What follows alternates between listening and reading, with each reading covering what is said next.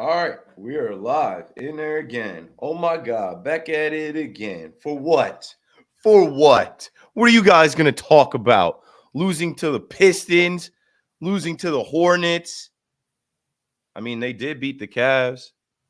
They did beat the Sixers since we last recorded. On a bright note, happy birthday to you. Happy birthday to you. Happy birthday, dear Spen. Happy birthday to you. Talkin Nets episode 232. Let's start it right now. We're doing that Brooklyn Nets talk right here on Talkin Nets. Brooklyn, we go hard. We go hard. Talkin Nets. Hosted by Keith McPherson.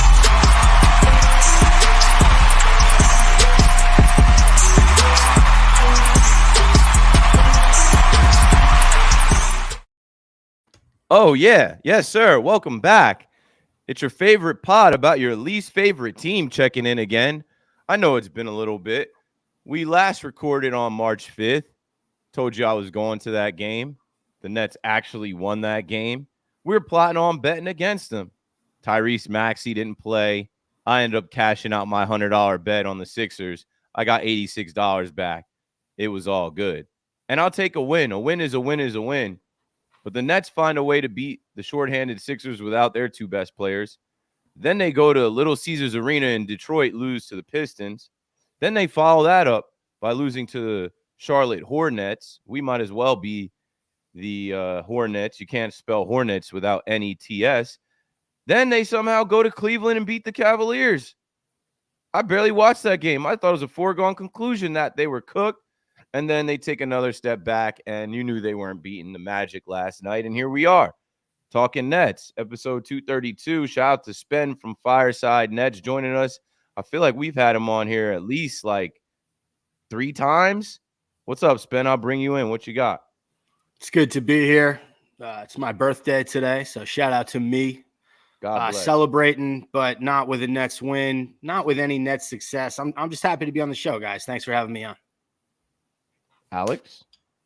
Yeah, I mean, I appreciate you coming on, Spen. I appreciate all the people somehow still tuning into us with the season over, basically. So I appreciate all the viewers to tuning in to the live stream.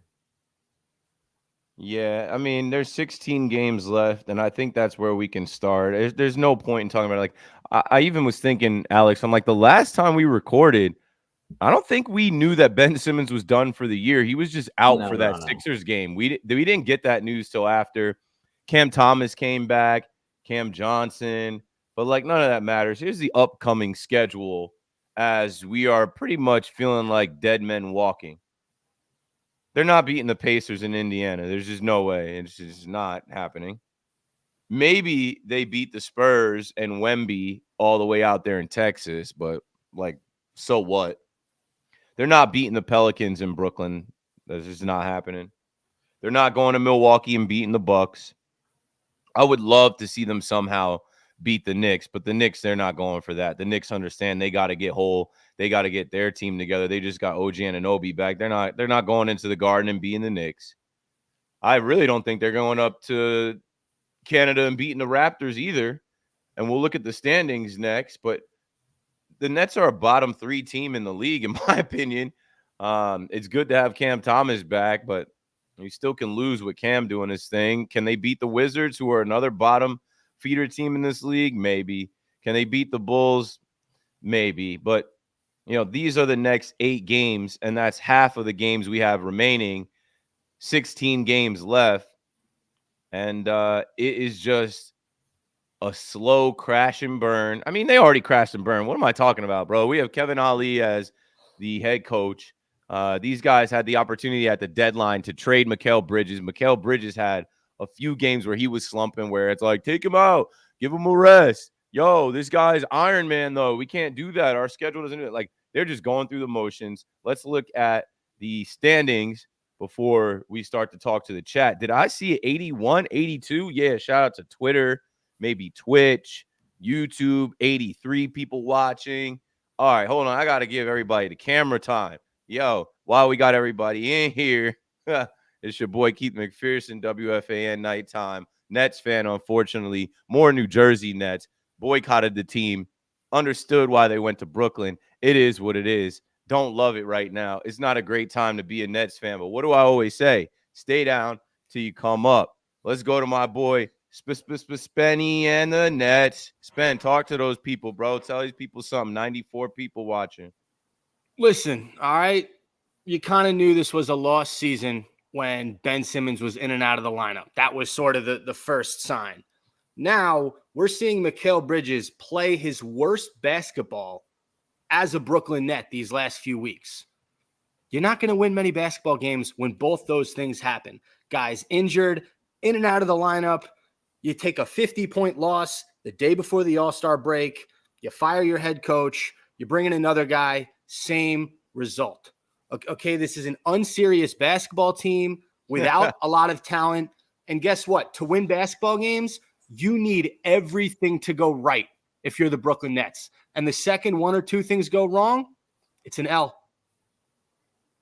Alex, go ahead. Talk to these people. 110 people watching. Tell them anything.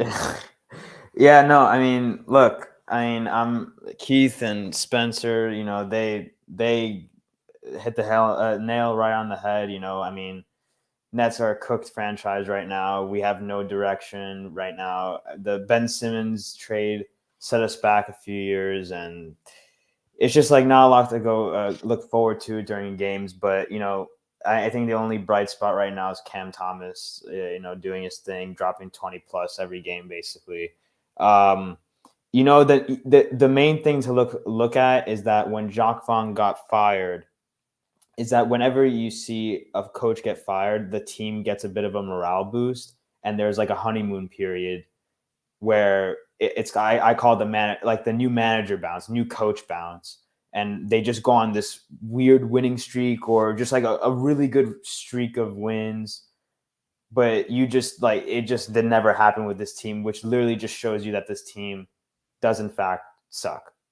So yeah, like usually in the NFL, and I didn't mean to even like bring the football up as I talk about it. Usually in the NFL, you see Josh McDaniels get fired and Antonio Pierce take over for the Raiders. Then all of a sudden they have a new energy, a new vibe, a new look, and they're able to win some games.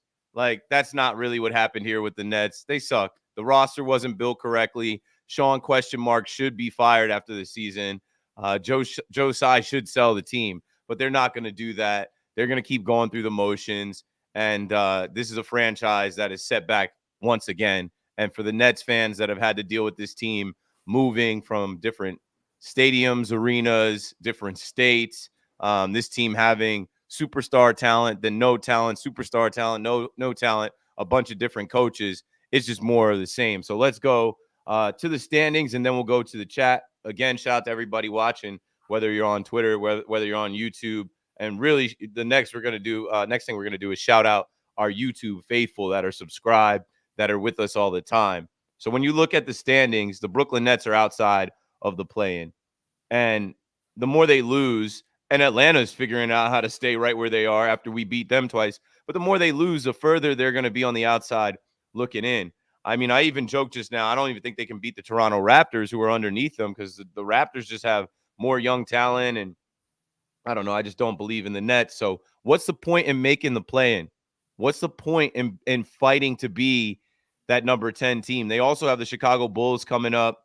They've lost to the 13 seed. They've lost to the 14 seed. They have the 15 seed coming up, but they are cooked, man. They are absolutely cooked. Damn. It was all good when we had them smoothies. It was all good when we had James Harden, KD, Kyrie, Basquiat jerseys. All right, let's go to the chat. Shout out to everybody in the chat. You're Greg Stat. You the guy, bro. You the first one in the chat. 12:48. We didn't start until 1:05. But he goes from that. Nets world, big respect. Shout out to all the fans to, like I said before, the Nets will not make the play-in. Warren says, yo, how do you spell Nets? L. Ha. Jared Williams, early gang, always in the chat, right on time. He said, "Well, what's the worst loss, the Pistons or the Hornets?" The Hornets, honestly. Nah, the Pistons. No, they're both. They're both. They're both. Ramon Castro says, "Happy birthday, Spen." What up, Ramon? Appreciate you, fam.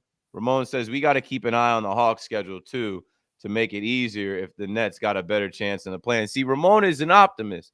Ramon's saying, so you're saying there's a chance. There is a chance, but who even wants that chance at this point? Yo, shout out to the Brooklyn Nets can't keep up with Schroeder's pace, Nas Productions. Yeah, shout out to Schroeder, right?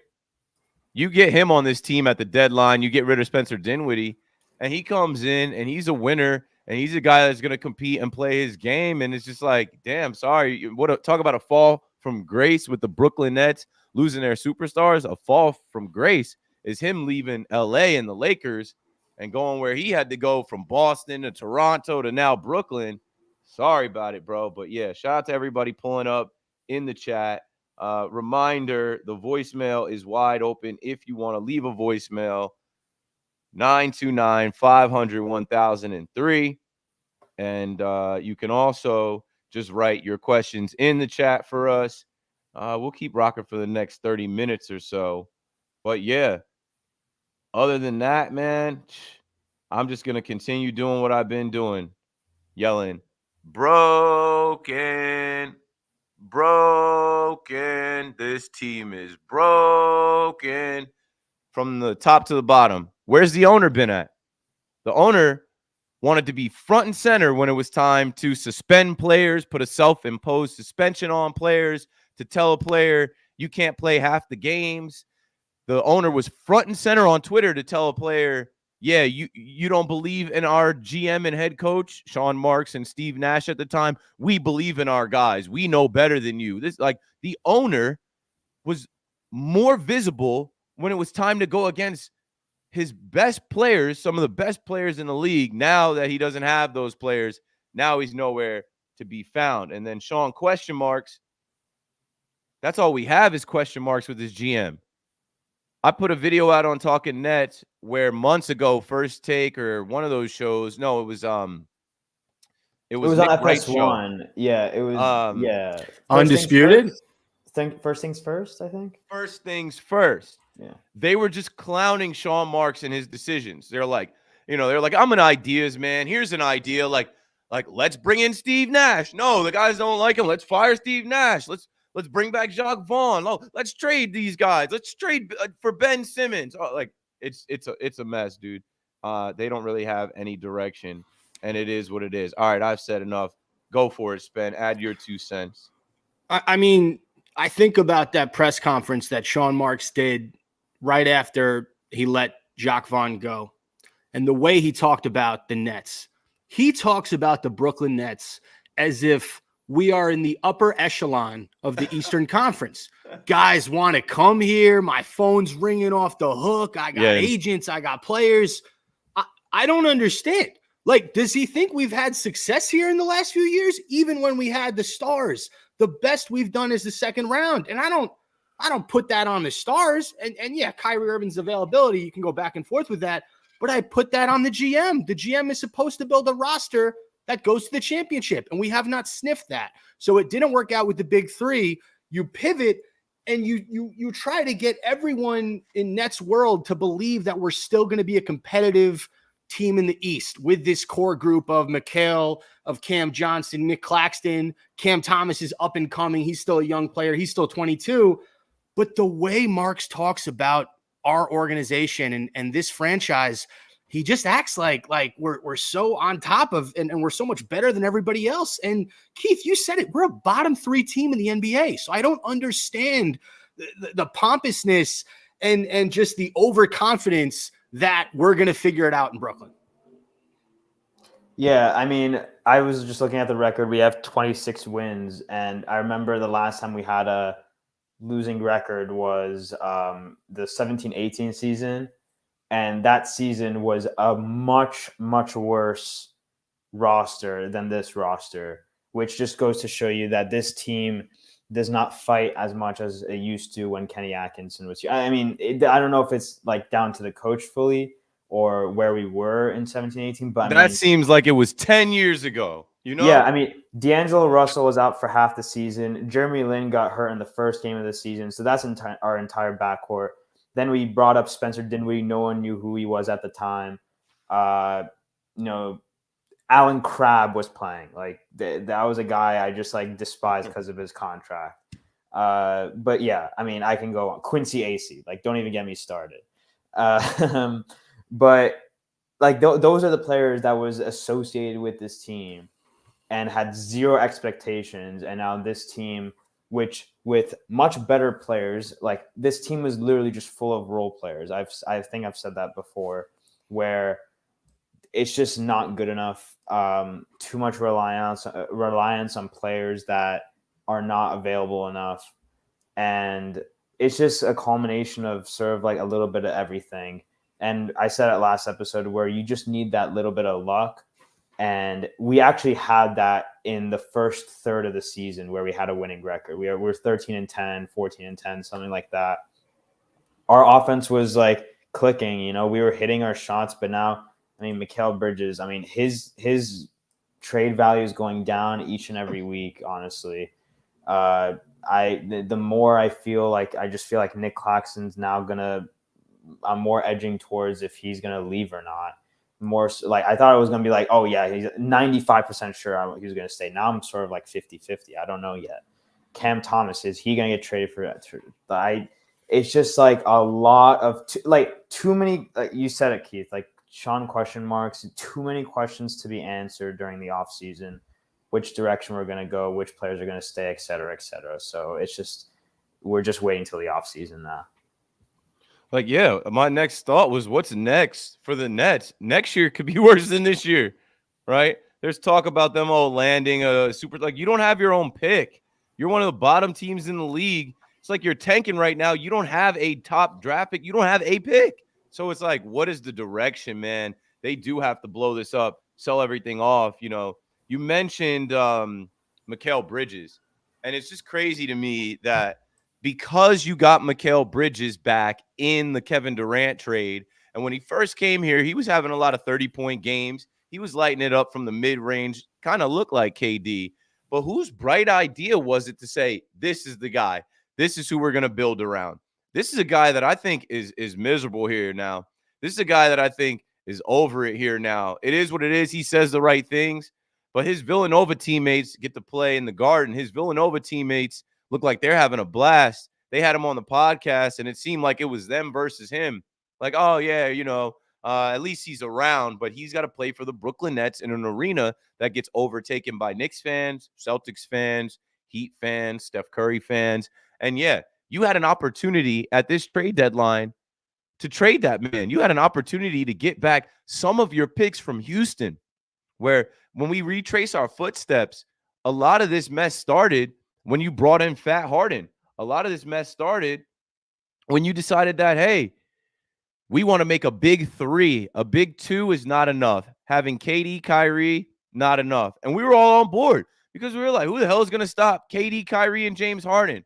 But you started to sell your soul. You started to sell pieces of your core. You mortgaged your future once again. And we thought you learned from the whole Kevin Garnett, Paul Pierce era. And many of us, myself included, said, nah, this is different this time around. Nah, this isn't like this. Yo, they might be worse off this time than they were. And we just were talking about Kenny Atkinson. A lot of props goes to Kenny Atkinson for what he was able to do in the interim. Who's the head coach next year? It ain't Kevin Ollie. We already know that. What's next for the Nets? Who's the head coach next year?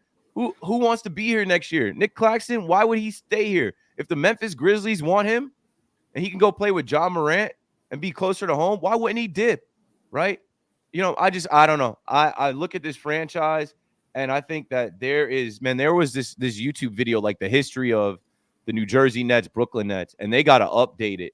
And it's just like the ineptitude follows this team, this franchise, and there's a reason why they've had all-time lows and bottoms of bottoms, 12 and 70 seasons. I was going back and forth with somebody about the 12 and 70 season. I was younger. I don't think I was as tapped in because I wasn't working in the media, but I watched. And when you're not working in the media and you're not as tapped in, it's easy to just turn those games off. But even as a fan, I remember the morale, and I feel like the morale, it was a different time. We didn't have Twitter and Instagram and all this other stuff. But I feel like the morale around being a Nets fan now is lower than that period or any other time period. Yeah, I can't disagree with that. And the thing I'll say in regards to the head coach, if the Nets miraculously get to the play-in, I think Kevin Ollie has a chance to keep his job. Anything else, he's done, right? Because the reason you make the change mid-season is to try to get that play-in push. So if that was going to be your goal the whole time is to fire the coach just indefinitely, then you wait until the end of the season, you let Jacques Vaughn go. But they made this move to try to get a spark, and it hasn't worked. So if Kevin Ollie doesn't make the play-in, he's out.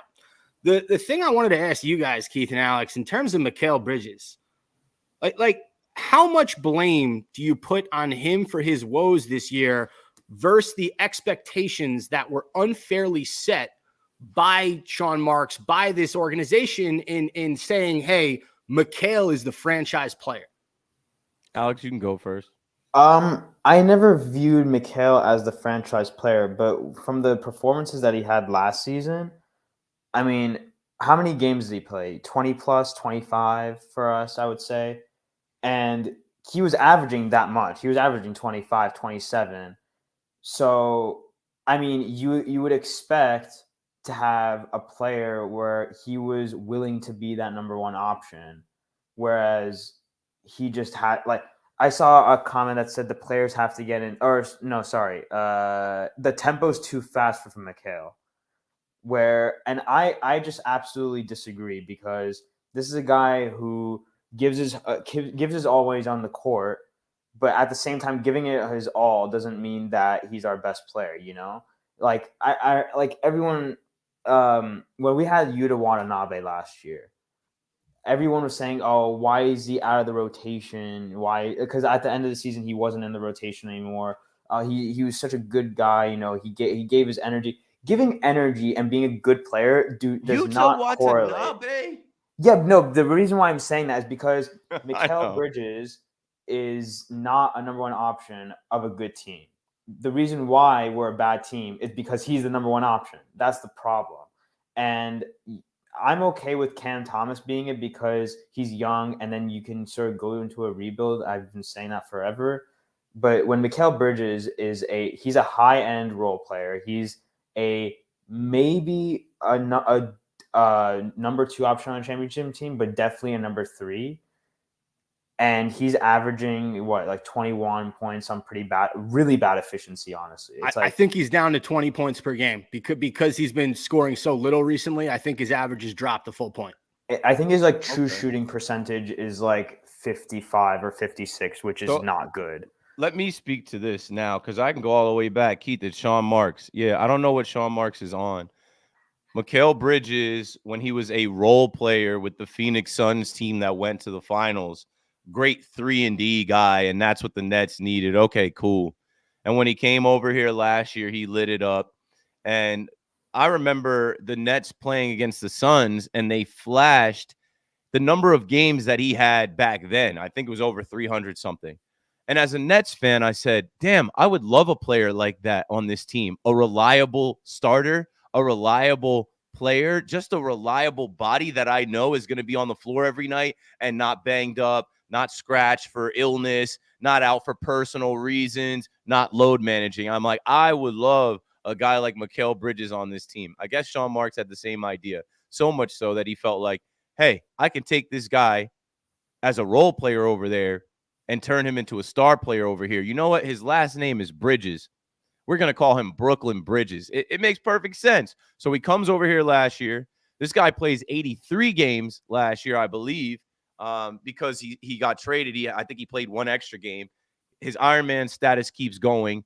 He plays for Team USA this summer. He doesn't have the summer off. He doesn't have a break. He keeps on hooping. He comes into this mess. He keeps playing. I mean, a few games back, you guys saw him hurt his wrist. Still in there. The guy is hurt. The guy is run down. His numbers have shown it. It is clearly wearing on him. I watched his interview with Taylor Rooks earlier in the season where he said he hears the fans and he's trying to be a number one. He wears number one. He's not number one. And they're going to keep running this man into the ground because they want him to own that record of most consecutive games played.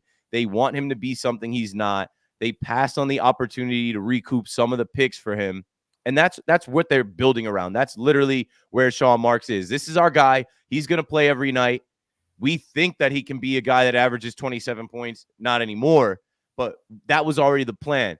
Just like I said about the first things first clip, all they talked about was Sean Marks is an ideas guy. New ideas pop into his head. And pretty soon he's going to have to pivot off the idea that Mikal Bridges is a number one player to build around for the Brooklyn Nets. Some other guys are going to want out. You can see the frustration with some of these guys. You could see visibly guys like Dennis Smith Jr., even before when it was Cam Thomas and Jacques Vaughn. There's just a disconnect here. So they need to find the right coach first and foremost. They need to blow this thing up, in my opinion, and start over and maybe go younger. And it's fine. We are a bottom team in this league, a bottom 3 to 5 team in this league. Any given night, we can lose to one of the worst teams in the league. Next year could be just as bad. So what? This is what we have to go through to get right. And honestly, I don't trust Sean Marks to be the guy leading the way again. And some of you will say, oh, well, he did it before. Nah, man. I understand taking Katie and Kyrie. You do that every single time. If James Harden becomes available to you, you do that as well. But then when you get the superstars in your building, you acquiesce. You give them what they want. You make sure they're happy first. That's how the NBA works. You don't play tug of war with them. You don't fight them on things. And obviously a pandemic hit. Obviously Kyrie liked to post things on the internet that he actually wasn't all the way aware of. And other things happened from injuries that we couldn't control. And Harden wanted to force his way out to Philly to join Daryl Morey. And that's just what you get with this saga of your Brooklyn Nets. Yeah, I mean, look, we can go on about, the situation we're in right now, but the biggest problem is just like this infatuation that Sean Marks has of, feeling that, I saw another comment that said like a one star player, I think a star player. Yeah, there we go. And Mikal isn't a number one option, and clearly this team of role players needs that main star player that can basically unlock them. But unlock them to what? Like a 6 seed, a 5 seed, maybe? There's too many in the East. There's way too many teams that are already established with their core group of players and stars. Look at the Pacers right now. Like the Pacers, they in the beginning of the season, they made the in-season tournament final. Tyrese Halliburton was looking like a first-team All-NBA player, and they had young players. Their offense was the best. I know their defense is terrible, but Miles Turner looking like a new guy. And then they trade for Pascal Siakam, a multiple-time All-Star, right? Most improved player, a champion, a perfect fit, and they've gotten worse. Like it's just like when that trade happened, I saw it as a win-win because he's on an expiring deal, and Toronto got picks, but at the same time the Pacers got better. But look at the like top tier teams in the East. Like the Boston Celtics are way ahead of everyone else. Their starting five is by far, in my opinion, the best in the NBA. The Bucks have championship pedigree. I've gone through so many reasons why I don't think the Bucks will make the finals because I don't think Doc Rivers is the right coach. I think Damian Lillard comes up small in the playoffs. I don't think they're. Yeah, I just don't love the fit. And then you have like the second tier teams where you have like the Cavs and the Knicks, and you see the Pacers in that level, but they're just like really not there. So going all the way back to this team, what star player will make them better than those teams? Like it's just not a viable option in my opinion. And you just have Karl Anthony Towns. Again, like he's cool. Like the reason why you mentioned him is because he's a homegrown guy, Jersey right? guy. Yeah, exactly. So like it's cool. Like obviously Trae Young, get us Trae Young or Donovan Mitchell. 5'5". Like these are Donovan Mitchell, very, New York. these are very good players. These are really nice players to have, and it will bring seats to the stadium, sure. But to make it like you need to be patient, and Sean Marks does not have any of that. Alex, I think you're dancing around sort of the problem is, and you're talking about the upper echelon. I think of the worst teams in the East. I'd rather be a Pistons fan right now than the Brooklyn Nets. Why is that? Because the Pistons have a ridiculously young, talented core. You know that Cade Cunningham and the Thompson brother and Jalen Duren, those three guys are going to be studs in the NBA. So even though they're in the bottom half of the East, you're happy with the next 4 or 5 years with the Pistons, right? The Nets are in that disgusting limbo where they're not good enough to be a top 6, 7 team, and they're not young and talented enough to rebuild. Who are the talents, the young talents on the Nets that you can see being great in the league? Cam Thomas, end of list. End of list. Cam Thomas and Nick Claxton with a really top point. Look what he did with I said this before. Look what he did with Kyrie Irving. He was a 2010 guy and was playing as a defensive, all defensive team NBA player.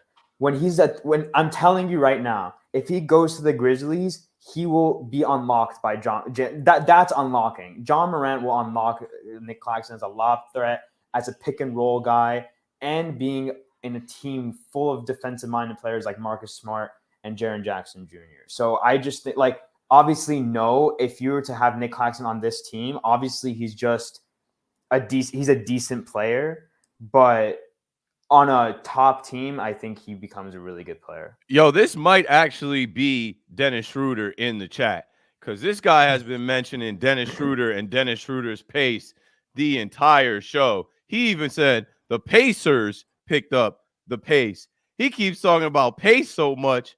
I mean, is this Dennis? Dennis, if that's you, bro, like and subscribe. Like, he's taking shots at Mikhail because he wants the team to build around Dennis Schroeder and his pace. This got to be Dennis Schroeder in the chat right now. Dennis, what's up, man? Maybe this is him and that's his burner. Is Nas production some type of German thing? No, that's a Ford. I see your image is a Ford, not a. Yo, Dennis, I got a hot take. You have been playing better basketball these last 6 to 7 games than Mikal Bridges. Outside of Cam Thomas, Dennis Schroeder has been the second most consistent scorer on this Nets team. I would take him over Mikal Bridges right now. Based on recent play, he has been better. So shout out to Nas Productions. If you're Dennis Schroeder, keep it up. The 3 ball has been nice. I saw another comment saying the Nets, like, I'm going to pull it up, honestly. What the hell is this? I mean, I'm serious. Like, I saw that too, and I ignored that. Dariq Whitehead is injured. Noah Clowney can't get minutes, and Day'Ron Sharp is is ineffective. Is still developing player. In year 3. Had all of the hype coming out of North Carolina with Roy Williams saying he thinks he's a Hall of Fame player. I ain't seen it. I don't know. And I like by year 3 in the NBA. If you don't see it, like, no, you should have stopped at Cam Thomas. Let's play a voicemail right quick. Let's go to this voicemail that came in right before the show at like 12:53. Hey, what's up, Talkin Nets? This is Chris from Jersey. Just wanted to know if you guys think they're going to give the kids some run. Noah Clowney, he's killing it in the G League right now. I think he should get some run. Up with the big club. With the starters, see what we got for the future. I'll start. No, because they're going to try the rest of the way to get a playing spot. They are going to try their hardest, and I do or do not, there is no try. They are going to try to be a play-in / playoff team. They're not tanking. They don't have their pick. They are not packing it in saying, let's see what the kids got. Other teams around the league see what the kids got all year. They find ways to get their young players minutes into rotations, in blowouts. The Nets right now are going to play their main guys and try and win games in the hopes that they can be the number 10 seed and get in the play-in tournament and then try and get lucky and get into the playoffs and be swept, because what do you guys always hear me say? They've been swept 3 out of the last 4 years. They got swept by Toronto in the bubble. KD, Kyrie got swept by the Celtics. Mikal Bridges and Cam Johnson, those guys got swept by the Sixers. The one year that they didn't get swept was the worst year for all of us because KD's foot was on the line. They lose to the Bucks. The Bucks go on and win the finals. That was our one shot, probably for the next 20, 30 years. Also, can we stop putting so much stock into guys killing it in the G League? It's great to play. Okay, it's great to score 30 in the G League, but it's the G League. All right, let's calm down with that. You know, it's not the NBA. It's not the same defense. It's a lower tier of players, and I don't put too much stock in the Clowney killing it in the G League. Good for him. We were really one pick away from Cam Whitmore. I was really looking at him. I mean, you had picks 19 and 20. I would have traded both to try and get like the 15th pick or the 16th pick, and I would have gone with Cam Whitmore. And I don't know why he went outside the lottery, to be honest. He's showing why he's a really good piece for the Rockets right now. Monster in Houston. Monster. Yeah. I mean, I just like the look of the Rockets right now. I know I think Şengün's out for the season, unfortunately, but I think he avoided a major injury, so that's good because he's one of the like young up and coming players that I really love watching. Yeah, I mean, it's just you have all these other teams like you mentioned, Spen, like with young talent. I mean, Detroit. I mean, I like Jalen Duren. I like Cade Cunningham. Jaden Ivey's another one. I mean, there are other. Hornets have Brandon Miller and LaMelo. Even Asor Thompson. Yeah, I mean, defensively, I mean, he's fantastic, but offensively, he's a rookie. He's still very raw offensively. But yeah, obviously rookie. Yeah, he can obviously get better. It's just sort of, right now with the Nets, you just have to sort of, blow it up at the moment. I was just looking at a Bleacher Report of, a lot of people say that this is a weak draft. And outside of the top pick, I kind of agree with that. But there are some nice players to have. I mean, if the Nets were to go and make that trade with Memphis, where you get rid of Claxton and you get their first round pick for this year, I really like Klingon from UConn, and you can sort of like flip that for a different type of center. And you can use that as a topic and go younger that way. But that's just me. I'm just throwing ideas out there. Yeah, I don't have too many more ideas. They do have to blow it up. I just saw a quote from Kevin Ali from last night. Like, hopefully they see a light at the tunnel because the season is not over. The season is over, bro. There's no point in trying to sell us on anything. It is what it is. It's unfortunate that this season went this way, but it's a wrap, man. And I told the guys, I don't even know if we get to 2:00 talking about this team. There's no point in breaking down the games. There's no point in talking about Ben Simmons. There's no point in talking about Cam Johnson's return. But no, you got something on Ben Simmons, go for it. I got a question about Ben Simmons, Keith, and I think this one's for you.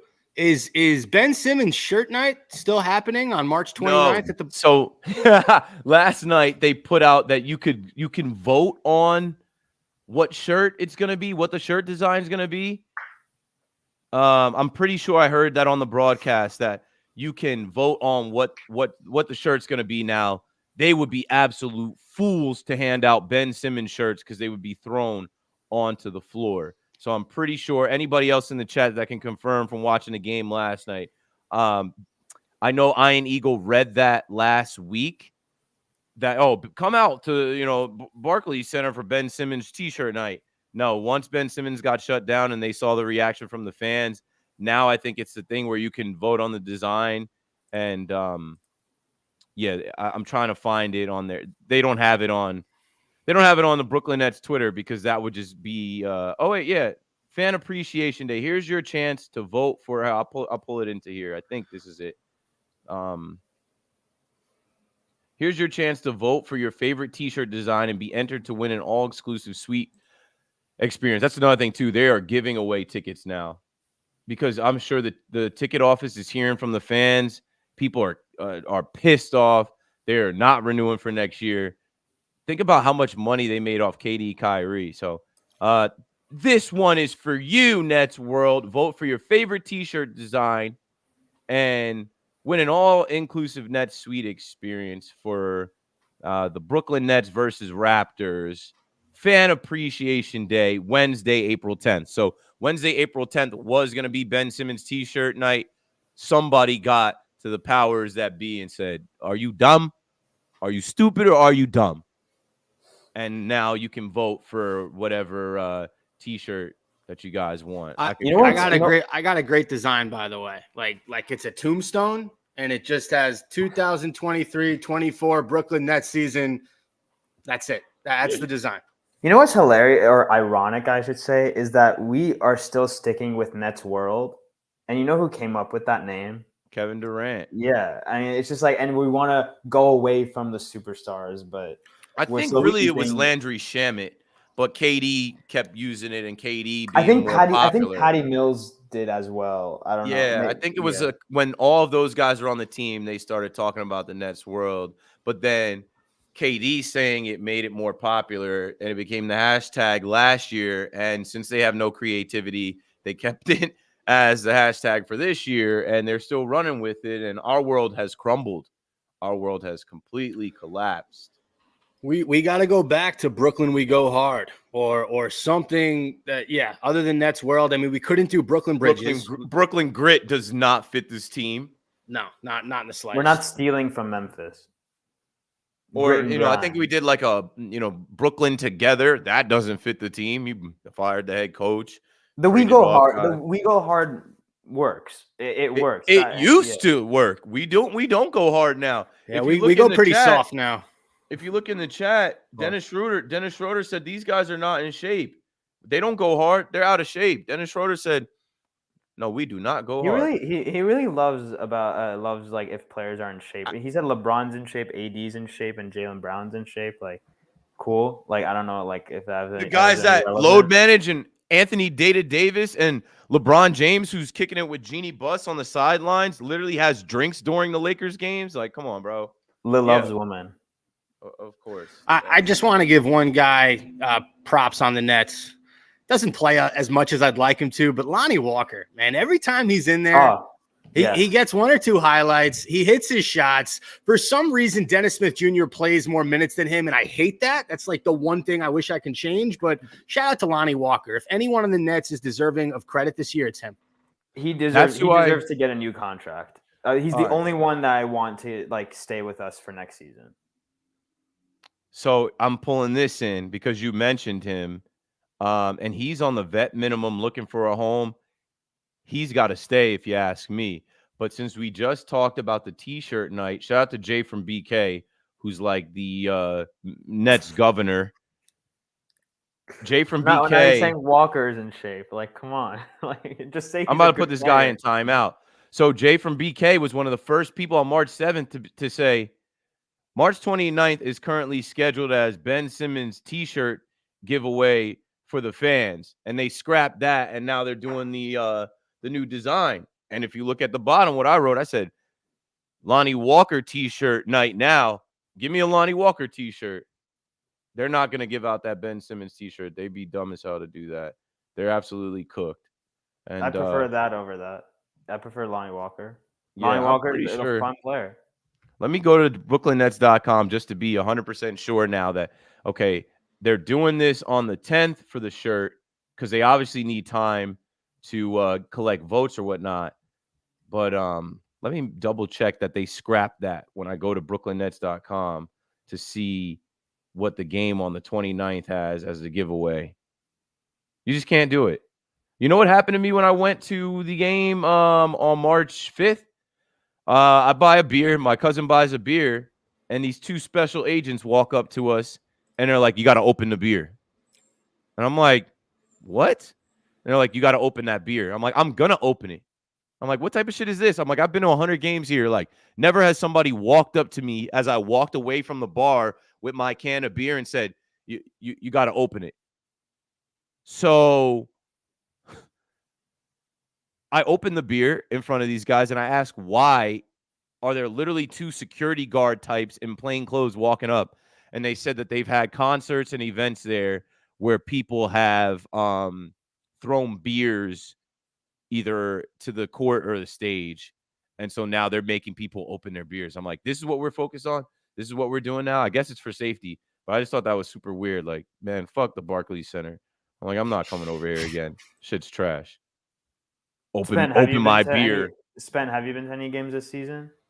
I have not this year, Alex. Yeah. I have not given Joe Tsai and the Barclays Arena any of my dollars. You know why? Because I work hard for my money, right? Like I go into work every day. I give it my all, and I don't think that I don't think that the team does the same. So if they're not going to try as hard as they can to put out a winning product on the court, I'm not going to give them my money. Okay, so the t-shirt giveaway is still on for March 29th, but it has changed on the website where it no longer says what the t-shirt giveaway is. When you go to buy tickets, it looks like this for that Bulls game. Brooklyn Nets versus Chicago Bulls, Friday Night Live t-shirt giveaway to the first 10,000 fans. It does not say Ben Simmons t-shirt. And they need to figure out whether they buy him out, whether they just cut him, release him, whatever. They need to figure out how he is not involved with this team next year. I don't think he has any trade value. I don't think anybody in the NBA touches him. But, of course, the only dumbass team, the only general manager that actually would accept a Ben Simmons trade right here in Brooklyn, your Brooklyn Nets. And I don't want to, Ben Simmons not working out here because of injury is not Ben Simmons' fault. It's Sean Marks' fault. To you, it is? All right, I'll say my piece, and I want to hear what you think. But Sean Marks' risk in giving Harden to the Sixers, where Harden wanted to go, and taking on Ben Simmons and his contract and his health and everything, that was a risk that he lost. He gambled, and he completely lost. Maybe do you think, Keith, that Ben Simmons and his team gave them misleading information on his health and Sean Marks got duped a little bit? Oh, if we're ranking who's at fault, it's Sean Marks first for staying on the phone. I've said that. But Ben Simmons, the last 3 seasons, has made it seem like he wanted to play, working out. And it's always super vague, right? It's never something that like an MRI or X-ray can tell us. It's always this lower back thing that like only one man can tell you how he feels with that. And there's no actual diagnosis to say, here's the problem, here's how long it's going to be. It's just been nonsense. Remember when the guy came over here and they were talking about his mental health and how, being in Philly, he was either depressed or had anxiety, and he became the latest athlete to talk about mental health. They don't talk about mental health anymore. You know why? Because he came to New York and he found retail therapy. He's able to get all the clothes and fits and designer outfits he could imagine. He doesn't dress like a guy that's depressed. He doesn't come to the arena looking like a guy with anxiety, right? Because guys that have that much going on in their heads, they don't spend that much time in the mirror putting together their Gucci, Louis, Fendi, Prada. I look at Ben Simmons and I'm like, this guy finessed, and this is what Brooklyn has become. KD came here and collected money for a year rehabbing. Kyrie came here looking for an extension, didn't get it. But during the time he was here, he was in and out of the lineup for his brother's or his sister's birthday. Kobe died. He didn't show up to work. Obviously, didn't want to take the jab. Then he didn't have to play once he posted a link to Hebrews and Negroes on Amazon. Nonsense. Ben Simmons is the latest one with a max contract to come here. That's why Joe Tsai is falling back. Talk about a terrible business plan and return on investment. Good grief. He has paid these guys to not do shit. He has paid these guys to literally not play. It is amazing how much money, if they actually did the math on how much money these guys collected without having to play, it's insane. And I feel like Ben Simmons is a rich man who just never had to actually be about basketball. And even when he was on the court, how much of a basketball player was he? He was allergic to the rim, couldn't shoot, couldn't hit free throws.